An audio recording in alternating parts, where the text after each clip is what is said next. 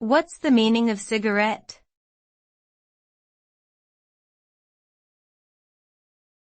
Cigarette.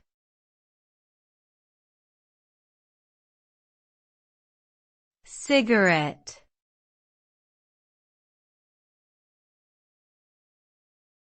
Cigarette.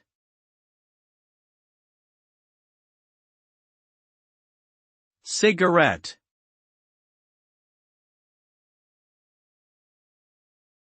A cigarette is a small cylinder of tobacco that is wrapped in paper. It is typically smoked for its stimulant effects and is known to be highly addictive due to the presence of nicotine. Cigarettes are often associated with negative health effects, including an increased risk of lung cancer and other respiratory illnesses. Despite this, they remain a popular and heavily consumed product around the world, particularly among young people.